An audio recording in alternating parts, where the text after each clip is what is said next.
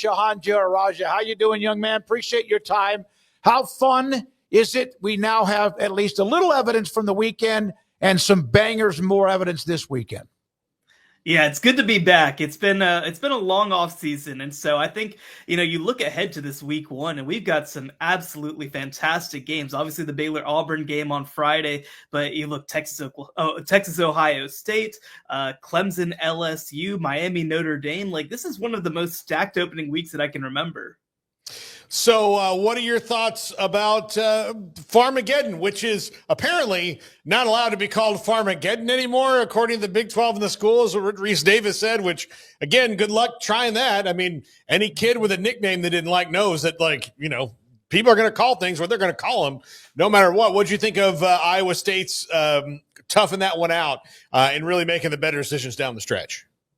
I mean, I thought it was a very impressive win by them. Heading into that game, I was a little concerned about some of their playmaking ability on offense after losing two NFL receivers. And I think we saw some of those issues come to fruition. But I think that where they really were able to be impressive was on the defensive line. That was a unit that I think really gave Kansas State a lot of problems. Obviously, Kansas State manages to score some points in the fourth quarter, but this was a game that was very much dominated by Iowa State's defense. They really felt like after last season that even though their rush defense didn't rank among one of the better ones in the Big 12, that injuries played a big part of that. And with the amount of depth that they brought back in 2025, young depth that had an opportunity to get on the field because of injuries, they felt like they were poised to take a big step forward. And I think right now, they have taken over, obviously, first place in the Big 12, and especially having that tiebreaker over Kansas State, who's been considered a major conference championship contender. I think that they have to be feeling really good heading into week one. Yeah, I think Kansas State, Shehan, might be a team to kind of monitor because of the stuff that occurred. I mean, like the fight with Avery Johnson's family, the Dylan Edwards, was he faking the injury thing? That just struck me as so un-Kansas State-like. I don't think there's the program's gone rogue or anything, but it just made me stop for a second and go, I wonder if this could be problematic down the line of just, things are just kind of weird this year. Did that cross your mind at all in terms of the loss and just the after effects of that loss as well?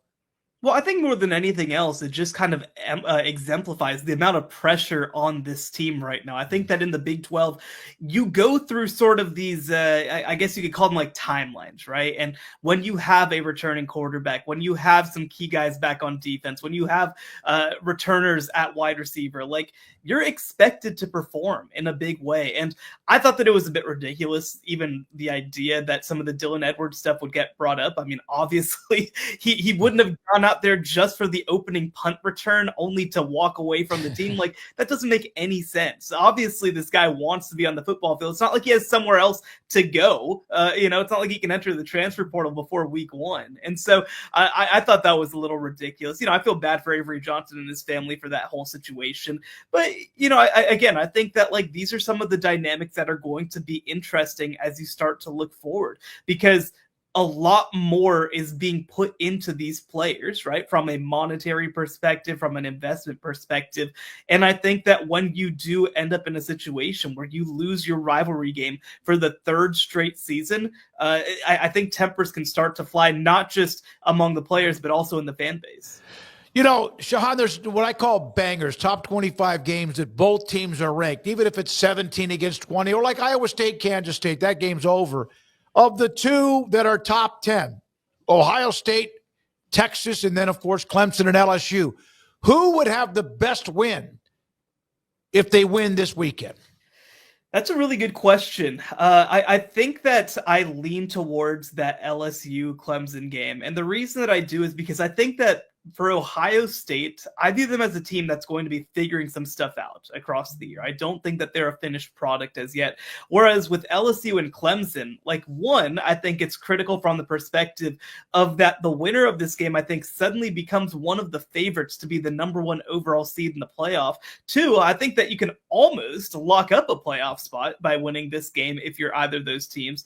And then three, I think that you look at these rosters right now, they are culminating at this perfect time. I've made the comparison a couple of times to 2021 when Georgia plays against Clemson in the season opening week one game. And Georgia wins that game on a pick six, and that kind of helped set the table for them to go on to win their first national championship in 41 years. I think that it could work the other way around too for either LSU or Clemson. LSU is a team I'm very high on. I think they've got the best returning quarterback in the country in Garrett Nussmeier. And Clemson, of course, is one of the best defensive lines that we've seen in college football in the past couple of years. So a huge matchup for those two teams. Again, look, I'm definitely leaning Texas in that Ohio State game. I think they're further along, but I think that this is not going to be the best version of Ohio State that we see this year. I think that this is a critical version of Clemson and LSU to come forward. What do you think about Miami, new defensive coordinator, and Notre Dame, new quarterback? That's kind of an interesting little clash there. Where do you think the push and pull happens in that game in Miami on Sunday night? Well, for me, I mean, this should be, if things go to plan, a Notre Dame coming out party. I think that Notre Dame is a much better team at this point. I think that they're a deeper team. I think you look across the field, they're stacked at almost every position. The big question is kind of that quarterback gap between the two teams. You got Carson Beck, who's a fifth-year player, and then you've got, of course, CJ Carr coming in as a first-year quarterback as a redshirt freshman. So I think that that's the biggest thing that I'll see is, I think that Miami, of course, has that advantage at the quarterback position coming in. I think that Miami also, for how good Notre Dame's offensive line is, Miami's might be even better under an offensive line coach and Mario Cristobal leading that program. But the defense is a big part of this game. I mean, I think that, they made it a change at defensive coordinator for a reason. They feel like they're going to have a chance to be better down to down under this new staff, but it's a lot to ask to go against one of the most physically gifted offenses in the country, including, a guy who could be a Heisman finalist and Jeremiah Love at running back. So I give Notre Dame the edge in this game, but it's really going to come down to whether Miami can deal with some of the physicality that Notre Dame brings to the table on offense. So, Shehan, I know that typically in the media you're supposed to stay, unbiased and down the line. We've seen those waters get muddied entirely over the last few years. Like it's just a different world. But you do a good job of still staying professional. But you're also a fan, and you're a Baylor grad, and you're around for a bunch of games at McLean Stadium. None in the non-conference, though, as big as what they're going to see on Friday night. And they are breaking out every trick and treat they possibly can, from the return of chrome helmets to a blackout to drone shows to, everything under the sun. What's your excitement level to see them take on a team like Auburn in the non-con in a premier matchup? And also your thoughts on the game itself.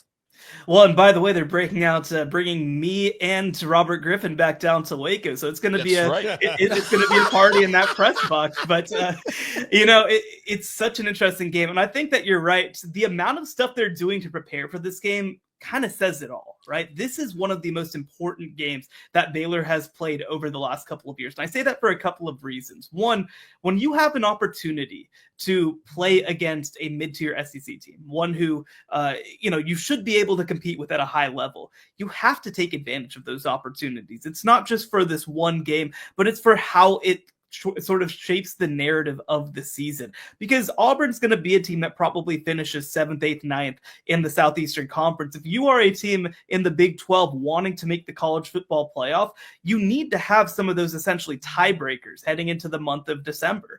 And I think that it's a big opportunity, not just for Baylor, but for the Big 12 to make that happen. The other thing too, is that I think that when you look at this matchup, Baylor should be the better team in this game. Obviously they have a big advantage, I think, at the quarterback position. They've got 4 returning starting offensive linemen. I think at running back, they still have a chance to be very, very good. At receiver, I think the addition or the return rather of Ashton Hawkins could be a major matchup in this game.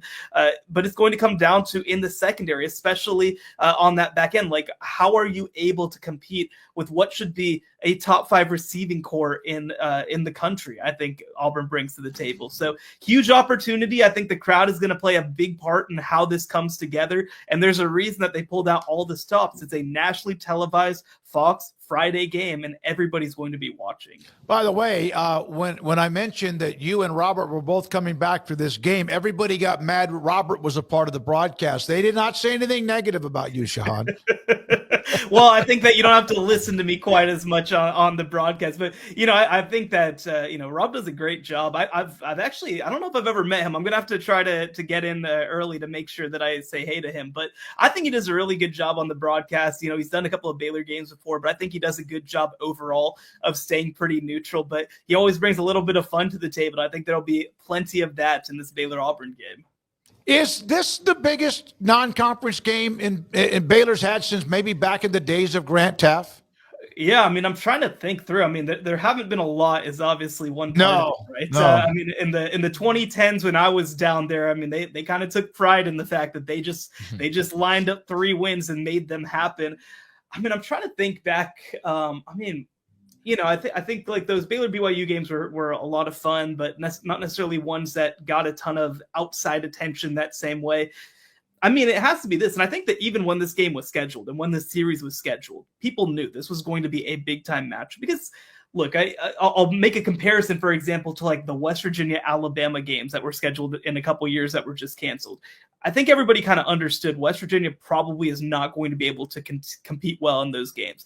Well, with Auburn, you've got a team that I think is in a very similar position to Baylor as well, trying to prove itself again on the national stage. Obviously had some up and down years. This is a prove-it opportunity for them. I mean, this is sort of the unsaid part for people in Big 12 country is that actually this is a massive game for Auburn, a season-defining game in some ways for Auburn. They've had a messy offseason. They've pulled out all of their own stops, retiring Cam Newton's jersey, claiming a whole bunch of extra national championships.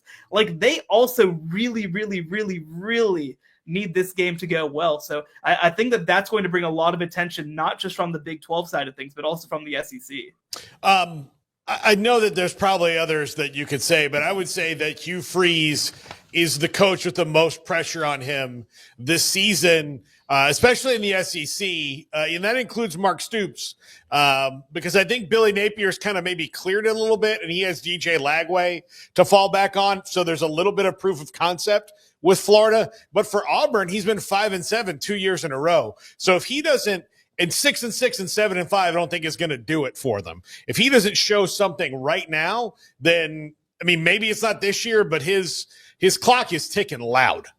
100%. I think that you have to throw Brent Venables at Oklahoma onto there, but like I think that the biggest thing with Auburn is that they've showed nothing almost to this point, right? I mean, he's an offensive coach. This offense has been terrible the past couple of years. They haven't developed at a high enough level. They've brought in some really, really good receivers over the last 2 years, but they haven't had anywhere near the quarterback play that they need to make it happen. So like, I think that again, you just look all around, like there's not a whole lot to be excited about with this Auburn team. And that's why there's so much focus put on this season is that, the reason that you hired Hugh Freeze is because he recruits at a high level, which he's recruited at a pretty high level, and because he wins these big games. He won 2 games against Alabama. I don't think he has this job if he doesn't beat Alabama twice while he's at Ole Miss. But this is the year where kind of the on-field coaching stuff has to come together. There's a lot of pressure, and I mean, you mentioned maybe it doesn't happen this year. If they don't make a bowl game like they didn't last year, I think it does happen this year. In this industry, you're only really given 3 years. And I think that the other piece you have to look at too is, I mean, look at the last guy, right? Brian Harsin was gone only after a year and a half. So if they show absolutely nothing for 4 straight seasons, 3 under Hugh Freeze, I think they'll definitely be looking for a new coach after the season.